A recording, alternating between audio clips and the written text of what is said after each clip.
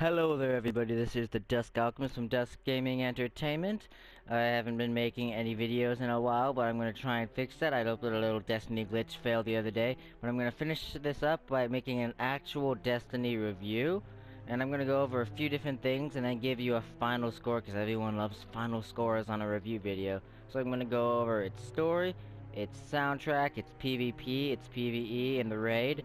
And I'm gonna hope that you end up liking the finals art, so let's get started. Now, if you've listened or read any other reviews about Destiny, you probably read or heard that the story is lackluster or it stalls out of the gate. And in the sense of its presentation, I'm gonna have to agree with that, because the way it presents the story is not very smart at all. Usually doing a bunch of different missions with a cutscene here and there adds up to a normal cinematic story experience, which is exactly what Destiny tries to do, to a degree.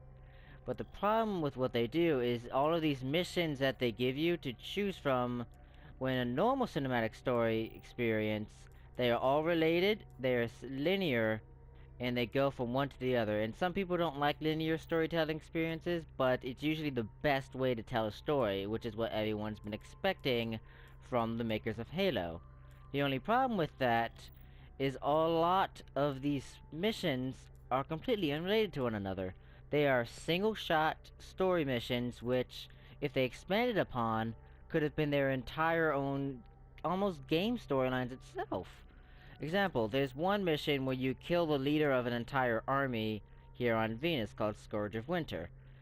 And if you read the Grimoire cards, which are little database entries that show you the lore inside of the universe, this guy is a big deal. He's killed a lot of people, and you defeat him by being given a 2-minute debriefing. You just walk into his ship and shoot him in the head as many times as you can before he finally dies. And it just doesn't appeal. It doesn't give a satisfying feeling. But even despite that, if you read the Grimoire cards, the universe itself is absolutely wonderful. I love it. It has so much lore and beauty to it, but as far as the game, it doesn't tell you anything about it, which is disappointing beyond reason. It's, as I said, the story and presentation itself is relatively lackluster, but the universe and the lore is actually quite beautiful, especially the art, which I'm going to show you in one of my favorite planets. That Venus here is wonderfully crafted. Whoever was in charge of the art design did an enormously amazing job, which that sentence doesn't make sense, but too bad, deal with it. But if you look at just the detail that goes on, not much of the stuff is repeated, which you see in a lot of games. You'll just see tree, tree, tree, tree, and it's just consistent. But here, it's elaborate, different rock formations that you see all over. And it's, nothing gets really repeated that much. And even though in the, let's say back in E3 when they said you see that mountain over there, you can go to it, it's not just a backdrop. Even though you can't do that, if I show you that mountain or whatever over there and tell you I can go to it, I can actually physically go to it. You see all that stuff over there? That big tower? I can actually go there. It's not just a backdrop. As you can see, I am now literally almost right in front of that area I was talking about. That was much farther away, and after about 2 or 3 minutes of driving on this Sparrow, I can get closer and closer to this wonderfully crafted area. It's really a wonderfully put together game. The only problem that I have with it is that it is not as large as I would have hoped it would have been. It could have been a bit bigger, maybe had another planet in entirely. But the fact that what they do have here is such high quality, I think at least stands to the potential this game has had, and the reason why it had so much hype to begin with. So that's how I feel on the story, the lore, and its presentation. Now I'm going to show you a little bit of basically what the PvP ends up amounting to. You get teams of 6 on 6 in the end, and that's the maximum amount of people that can be in a match that a lot of people are disappointed in. This is one of the regular maps. This one is known as the Shores of Time on Venus. And this is just a regular team deathmatch. Don't expect too much from me in this little snippet I give you. But it's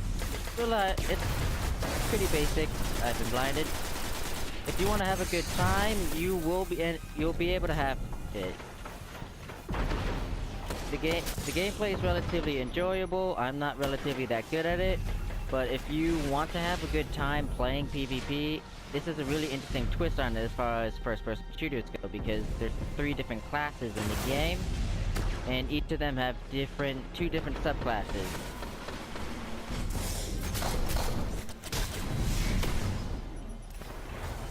As I said, each of them have 2 different subclasses. And depending on which ones you choose, that'll really decide how you're going to play the PvP, which is really interesting, because if you play normal first-person shooter, it's a lot of reaction time, quick trigger movements that end up deciding who kills who.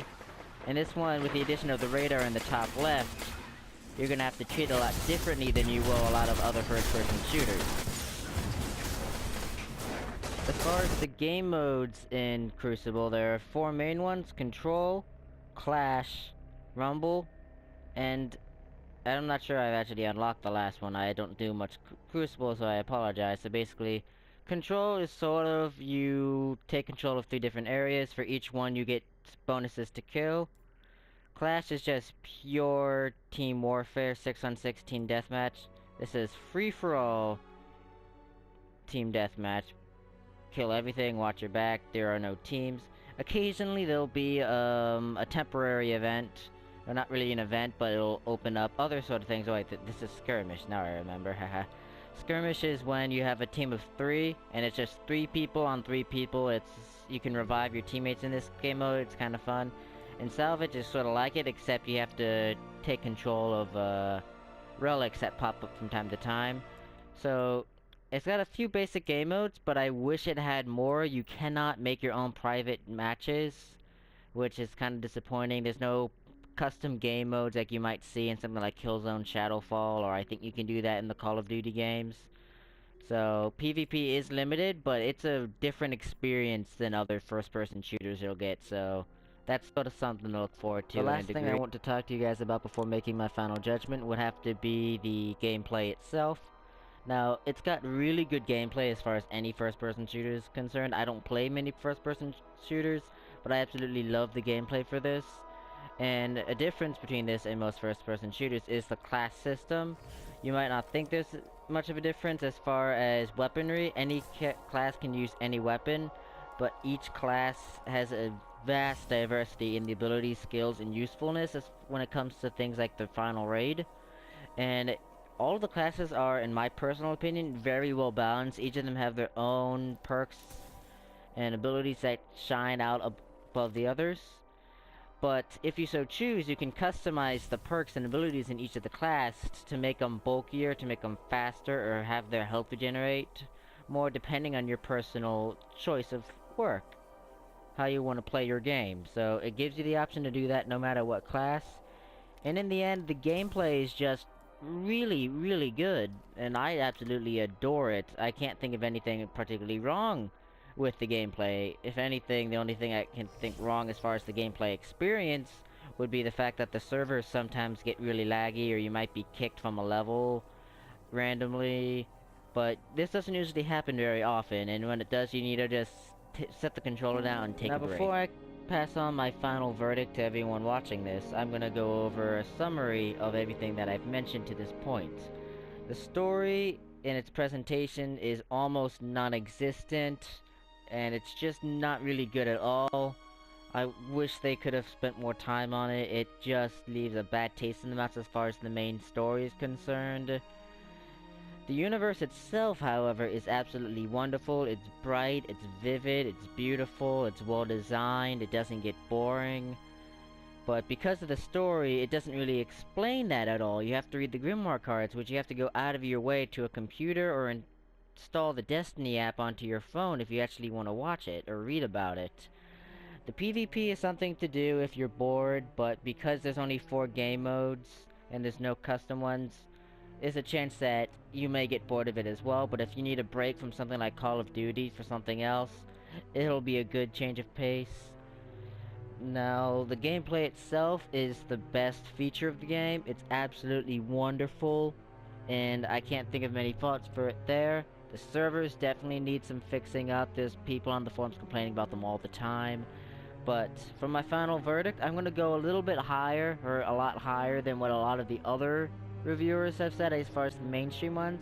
I'm gonna give Destiny a solid 8.5 out of 10, based solely on the amount of content you can play. I've been playing this game for weeks. I've gotten maybe 150 hours out of the game, and I'm still playing to keep on playing. I'm not bored of it yet.